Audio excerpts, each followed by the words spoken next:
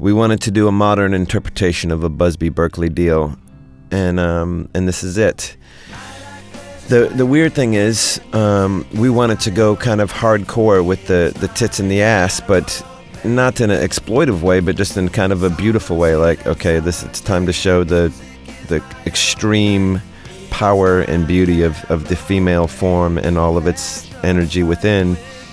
But there was a woman working at Warner Brothers who was just so not into it. She's like, no, that's you can't use a woman like that. And I was like, come on, it's not out of lack of respect. It's out of love for sexual energy and all this stuff. And so in the end, she fought it, and we kind of ended up somewhere in the middle. It was supposed to be a lot more racy and kind of sexually challenging than it ended up being because of this dispute at Warner Brothers, which is kind of a drag.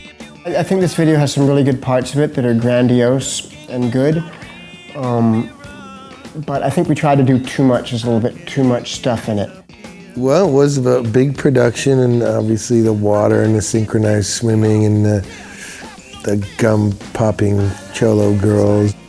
The aeroplane thing was important to me, and I really liked airports, and in airports, all these sort of outer buildings are painted red and white check. So that was the set, then became red and white check, because that's basically what I had seen of airports.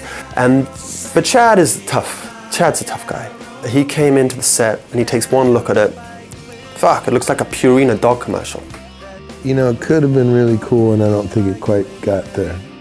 I lived in East Hollywood at the time, a very mixed cultural place in the city. All of these cholas who would just hang out on the street. And I just thought these girls were just insane, the way that they looked and made themselves up.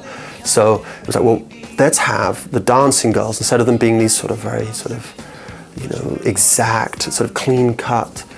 We give them the crazy makeup and hair and glitter suits and whatever. All of this stuff is just designed, and all of the stuff is built. There's nothing rented in that video at all. It was shot on the oldest soundstage in Hollywood. It's shot actually where, in Universal, where they keep the Phantom of the Opera set. And to use the swimming pool, I think was $25,000, $27,000 fee.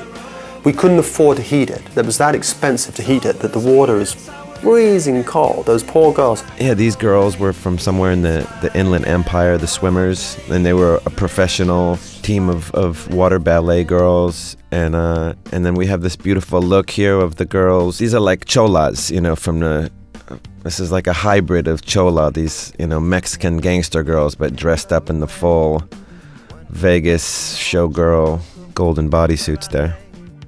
The choreography was done by this really wonderful choreographer, Keith Young. And he made up all that stuff on the stage. There was no rehearsal, there's no 3 days of rehearsing. You've got to do more than just stand on the ground. I know you said you didn't want to do anything goofy, but would you please stand on the trapezes? This trapeze is like 25 feet above this freezing cold pool. What happened is the strap broke. Luckily there was water down below. But yeah, I went falling, whatever it was, 20 feet. And sadly fell in the pool. Needless to say, I never worked with them again after that.